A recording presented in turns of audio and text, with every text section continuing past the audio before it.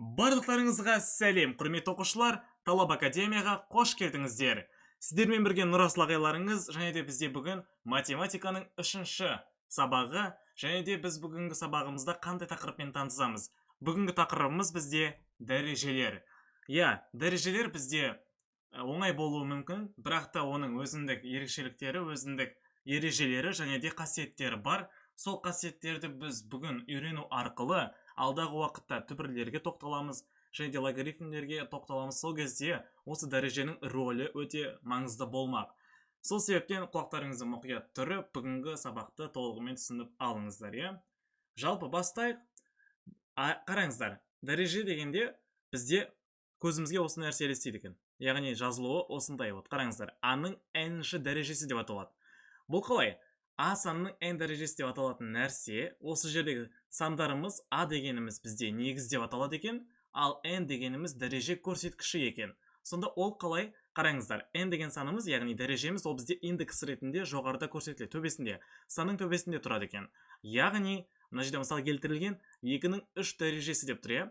Қараңыздар, дәреже деген кезде сол негізін дәрежесінде қанша сан тұр, сонша рет бір-біріне көбейту керек екен. Сонда қараңыздар, негіз бізде мына жерде 2 деген санның 3 дәрежесі деп тұр.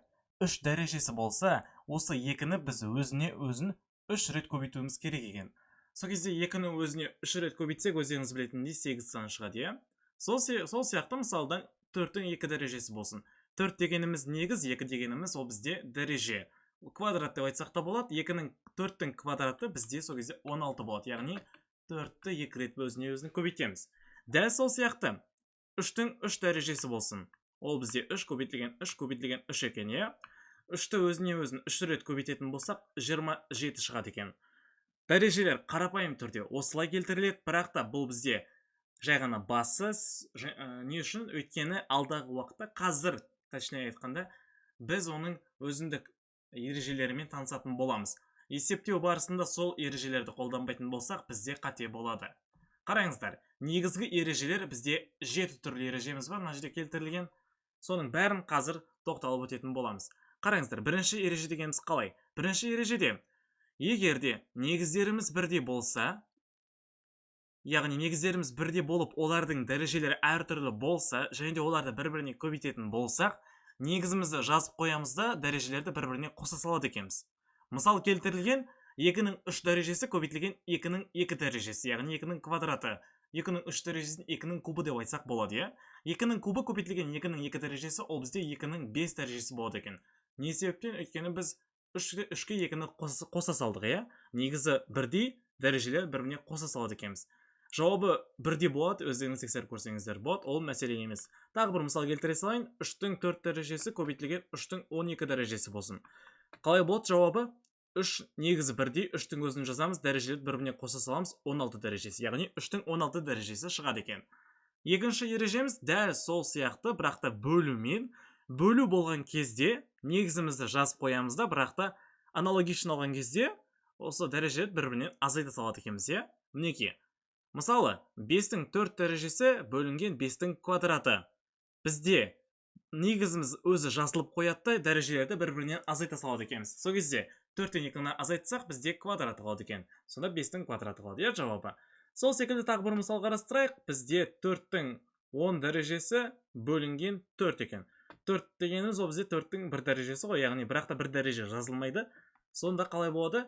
Негізді жазып қоямыз, дәрежелерді бір-бірінен азайтамыз. Ондан бірді азайтатын болсақ, 9 дәреже қалады екен. Осылай болады. Үшінші ережеміз. Қараңыздар, жақшаның ішінде кез келген бір санның m дәрежесі, соның жақшаның сыртында тағы да n дәрежесі болса, яғни 2 еселенген дәреже. Сонда қалай болады? Бізде осындай жағдай болса, мына сыртындағы дәреже ішіндегі дәрежеге көбейту барады екен. Яғни бір-біріне көбейтеді екенбіз. Сонда жазылу осылай, міне А деген санымыздың m дәрежесі көбейтілген n дәрежесі. Мысал келтірілген 3-тің квадратының кубы қалай жазылады? 3-тің квадратын жазып қоямыз да, сыртында кубы тұр. Көбейтетін болсақ, бір-біріне, жақшаның ішіндегісіне көбейтіледі, сол кезде 3-тің 6 дәрежесі шығады екен. Дәл сол сияқты 5-тің квадраты сыртында 5 дәрежесі болсын. Сол кезде негізді жазып қоямыз да, дәрежелерді бір-біріне көбейте саламыз, 10 дәрежесі болады екен. Төртінші ережеміз бізде жақшаның ішінде біздің көп мүшелеріміз бар, соның сыртындағы дәрежеміз көп мүшенің әрқайсысына жеке-жеке еленеді екен, яғни жеке-жеке беріледі екен. Сонда жақшаны ашатын болсақ, дәрежеміз А деген мүшемізге 1 барады, Б деген мүшемізге 1 барады екен, иә. Сонда қараңыздар, мына жерде көп мүшеміз бар, 2 көбейтілген 3, соның 4 дәрежесі дейді. Жақшаны ашатын болсақ, 4 дәрежеміз әрқайсысына жеке-жеке барып шығады, сол кезде 2-ның 4 дәрежесі көбейтілген 3-тің 4 дәрежесі болады екен. Дәл сол сияқты 10 көбейтілген 4 болса, соның 7 дәрежесі болатын болса, бізде оның жауабы 10-ның 7 дәрежесі көбейтілген 4-тің 7 дәрежесі шығады екен. 5-ші ережемізге тоқталып өтейік. 5-ші ережемізде дәл солай, бірақ та бұл жерде бізде мүшелеріміз бір-біріне бөлінген екен, иә. Сыртындағы дәрежеміз соларда бөлінтісіне де бөлгішіне де бірдей барады екен, иә. Мінекей, төбесіне де, яғни астына да бірге бірдей барады, сол кезде дәрежелер осылай жазылып қалады екен. Мына жерде қараңыздар, 5-тен 2-ның 3 дәрежесі дейді. Сол кезде осы 3 дәреже 2-ге де 5-ке де барады екен. Сол кезде 2-ның 3 дәрежесі ол бізде 8, 5-тің 3 дәрежесі ол бізде 125. Дәл сол сияқты 2-ның 1 дәрежесін алайық, 2-ден 1-дің мысалдан 4 дәрежесі де болатын болсақ, 1-дің 4 дәрежесі 1-дің өзі болады, 2-ның 4 дәрежесі дегеніміз ол бізде 16 болады екен. 6-шы ережеміз ол бізде кез келген натурал санның, натурал болсын кез келген санның 0 дәрежесі 1-ге тең болады екен. Бірақ та бір ескертетін жайт, бұл жерде осы негізіміз бізде 0-ге тең болмау керек екен, иә. Сонда қараңыздар, 0-ден басқа кез келген санның 0 дәрежесі 1-ді береді екен. Мысал келтірілген 7-ның 0 дәрежесі 1. Дәл сол сияқты миллионның мысалдан, миллион деген санымыздың 0 дәрежесі тағы да 1-ге тең болады екен. 7-ші ережеміз ол бізде А-ның, яғни кез келген бір санның 1 дәрежесі өзін береді. Ол өте оңай нәрсе. 4-тің 1 дәрежесі мысалдан 4, 5-тің 1 дәрежесі 5 екен. Бізде осындай ең маңызды 7 ережеміз бар. Бұл ережелерді жаттап алуларыңыз керек. Өйткені алдағы уақытта шығаратын есептеріміз осы ережелерге тікелей байланысты. Ал енді практика жағына өтейік. Практикамен бүгінгі өткен нәрсемізді біріктірейік, ұштастырайық, одан кейін бекітейік, құрметті оқушыларым. Ал енді бастайық. Бастамас бұрын тағы да бір айтатын нәрсеміз бар. Мына жерде теріс дәреже дегеніміз бар ғой. Теріс дәреже дегеніміз қалай жазылады? Кез келген бір санның теріс дәреже, яғни минус тамамен дәрежесі болса, ол бізде 1 бөлінген деп кетеді екен. Яғни 1 бөлінген демізді астына тура соны оң дәрежемен жазып қоя салады екенбіз. Мысал келтірілген 2-ның минус 3 дәрежесі дегеніміз 1 бөлінген 2-ның 3 дәрежесі екен. Яғни 1 бөлінген деп аласыздар да, минус таңбасын плюске айналдыра саласыздар. Болды. Сонда 1 бөлінген 2-ның 3 дәрежесі дегеніміз 1 бөлінген 8 екен. Мысалдан дәл сол сияқты 6-ның минус 2 дәрежесі болса, ол бізде 1 бөлінген 6-ның квадраты, е? Сонда 6-ның квадраты ол бізде 1 бөлінген 36 екен. Бұл қарапайым жаттап алатын нәрсе, сондықтан бұны да естеріңізде сақтап алсаңыздар дұрыс болады. Ал енді мінекей бізде практика бөліміне өтеміз енді. Осының бәрін есептеп шығайық, е? Кешіріңіздер. Ал енді бастайық. Бірінші себебіміз бізде минус 1 бөлінген 3-тің 4 дәрежесі дейді. Қараңыздар, минус таңба тұр, е? Минус таңба, осы жерде айтып өтейін, егерде сан минус таңба болса, және де оның дәрежесі жұп болса, онда минус таңбамыз жойылады екен. Ал егерде санымыз минус таңба болып, дәрежеміз тақ сан болса, онда минусымыз жойылмайды екен, е? Қарапайым нәрсе ғой. Минус 2-ні мысалдан 3 рет көбейтетін болсақ, ол бізде кубы ғой, е? Куб бізде тақ сан болғандықтан, минус 2 көбейтілген минус 2 көбейтілген минус 2 ғой. Сонда минус 2 минус 2-ні көбейтсек 4 шығады да, бірақ та 4-ті минус 2 көбейтсек қайта минус таңба шығады, минус 8 шығады. Сол сияқты нәрсе. Сонда мына жерде бізде қараңыздар, минус таңба, бірақ та дәрежесі жұп болғандықтан минусымыз жойылады. Дәрежеміз ішіне каждына барады деп айттық. Сонда 1 бөлінген 3-тің 4 дәрежесі екен жауабы. Мына есепті қарайық. Мына есепте бізде қараңыздар, мына минус таңбамыз тұр, оны жазып қояйық пока что. Мына жерден минус 0,125-тің кубы дейді. Минус 0,125-тің кубы болатын болса, ол бізде не істейді? Минус таңбамыз қалады, өйткені тақсан. Ал мына жерде 0,125-тің кубын өзін жазып қоя салайық. Ал енді, так. Мына жерде 0,125. Одан бізде явно минустан шығады ода. Минустан шығады. Минустан шыққаннан кейін сыртындағы минусымен ол бізде 0,125-тің кубы деген санды береді ғой айтқанда. 0,125-тің кубын аяқта есептеп алсақ болады өздеріңіз, е? Мына жерде қараңыздар. b-ның минус 10 дәрежесі дейді. Бағанаға теріс дәрежеміз туралы нәрсе 1 бөлінген b-ның 10 дәрежесі деп жаза салсақ болады, иә? Ол дұрыс. Мына жерден минус 0,10 1-дің 0 дәрежесі деп тұр. Мен айтқандай кез келген санның 0 дәрежесі ол бізде 1-ді береді, иә? Жақсы. Мына жерде 1,4-тен 3 деп тұр, соның кубы дейді. Ең алдымен бұрыс бөлшекке келтіріп алайық. 4-тен 7 соның кубы дейді. Куб дегеніміз бізде каждыйына барады деп айттық. Сонда 7-ның кубы бөлінген 4-тің кубы екен. Дальше шығарып керек емес, осылай қалдыра салайық. Мына жерде минус сыртында ішіндегі минусты қоя тұрайық. Бізде мына жерде қарасаңыздар дәрежеміз минус таңбада, иә? Ол бізде 1 бөлінген болып кетуі керек. Получается 1 бөлінген минус x бөлінген 3-тің 3 дәрежесі екен. Мына жер түсінікті болды деген ойдамын. Ең алдымен бізде минус таңбамыздан құтылу үшін дәреженің 1 бөлінген деп жаздық. Одан кейін жақшаның ішіндегі сандарымыз минус x бөлінген y-ды, ойнаяқта 3 деп қойып, x бөлінген y-ды қойып, оның кубы деп алдық, иә? Өйткені аяқта куб бар ғой. Енді қараңыздар. Әлі біткен жоқ. Мына аяқтағы минус таңбамыз тұра берсін. Ең басындағы 1 бөлінген. Мына жерде қараңыздар. Таңбамыз куб болғандықтан бізде не болады? Жауап бізде минус таңбамен шығады, иә? Яғни астында минус x-тің кубы бөлінген y-дың кубы болады екен. Так, мына жерде 1 бөлінген x куб бөлінген y куб болғандықтан бізде y-ымыз мына бара алады, көбейту болып. Сол кезде минус қараңыздар, мына минусты сразу плюс деп жаза салайық. Сол кезде y-дың 3 дәрежесі бөлінген x-тің 3 дәрежесі деген жауабымыз бізде шығады екен.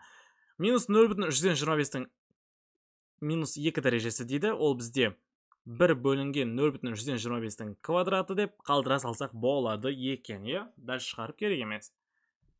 Так, мына жерде не дейді? Берілген сандарды бір санның дәрежесі түрінде жаз дейді. Иә, бұл бізде жаттап алатын нәрселер. Осыны жаттап алсаңыздар, алдағы уақытта есеп шығарған кезде калькуляторға салып отырмайсыздар, иә? Бұл бізде калькулятор. Бұл бізде ыңғайлы болады, тиімді болады. Қараңыздар. 169 дегеніміз ненің квадраты? Ол бізде 13-тің квадраты. 121 дегеніміз 11-тің квадраты. 216 дегеніміз ол бізде 14-тің квадраты. Так, мына жерде 25 бөлінген 144 дегеніміз 5 бөлінген 12-нің квадраты екен. Яғни квадрат ішіне жеке-жеке барады, осылай жазылып қалады, иә? Мына жерде 256 бөлінген 625 дейді. 256 дегеніміз ол бізде, так, бұл бізде қандай санның квадраты еді? Егерде қателеспесем, 16-нікі болуы қажет. Так, көре салайық, 16 көбейтілген 16. 256 дұрыс екен. Аха, жақсы. Яғни мына жерде бізде, так, мына жерде 16 болады, мына жақта 625 дегеніміз 25-тің квадраты екен. Осылай қалады. Мына жерде бізде, так, мына жерде бұлай жазсақ болады, иә, қараңыздар. Негізі 64 дегеніміз бізде 4-тің кубы болады емес пе, иә? Аха, мынаны кубпен жазсақ болады. Қараңыздар, минус таңба, яғни минус 3 бөлінген 4-тің кубы екен. Не себептен? Өйткені қараңыздар, ең алдымен бізде таңбамыз минус, ал егерде дәрежеміз бізде тақ болатын болса, жауабымыз да бізде минус таңбамен шығады. Сондықтан бізде дәреже тақ екені белгілі. 3-тің кубы дегеніміз ол бізде 27, 4-тің кубы дегеніміз минус, яғни 64. Сондықтан бізде жауап осылай қалады екен. Ал мына жерде бізде минус 729 дегеніміз ол бізде, так, 27-нің, егерде қателеспесем, иә, көрейікші. Так, 27 көбейтілген 27. Иә, 729 екен. Бұны жаттап алсаңыздар өте жақсы болады. Негізі сонда қараңыздар. Минус 27-нің квадраты. Яғни бізде мына минус таңбамыз бізде дәрежеге әсер етпейді екен. Яғни бұл бізде басында болған нәрсе, иә? Сонда қараңыздар. Минус жақшаның ішінде 27 бөлінген, так, мынау бізде 25-тікі, 15-тікі. 15 деппін ғой. Так, тоқтай тұрыңыздар.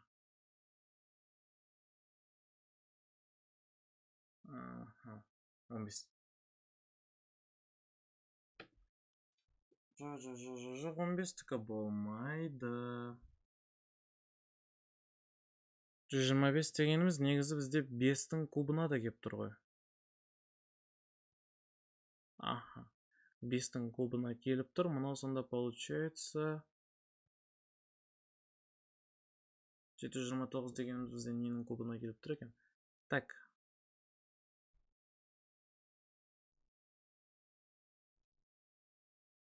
Қазір құрметті оқушылар, кішкене күте тұрайық, мен мына жерде қарастырып алайын қазір.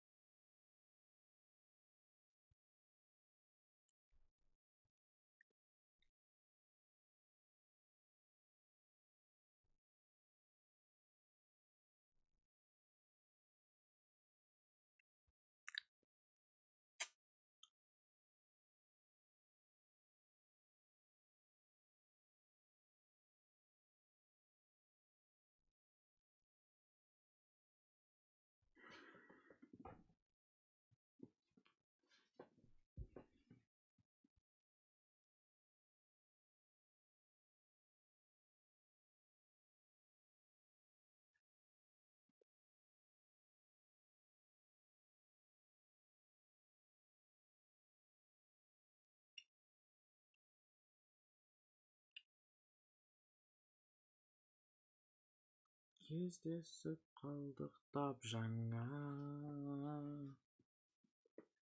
қоштасып едік.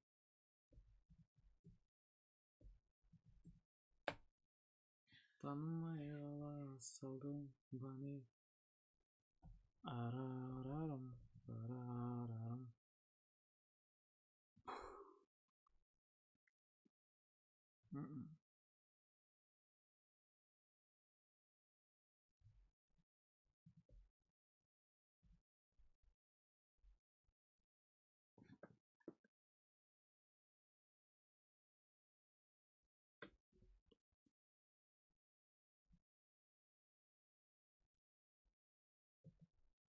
Құрметті оқушылар, мен тапқан сияқтымын. Так, мына жерде бізде, егер де қараңыздар, 9-ды өзіне өзін 3 рет көбейтетін болсақ, 729 шығады екен. 729 дегеніміз бізде получается 9-дың кубы, я мынаны өшіре салайық. Так, мына жерде бізде астында бағана не болып еді? 4-кі, я? Жақсы.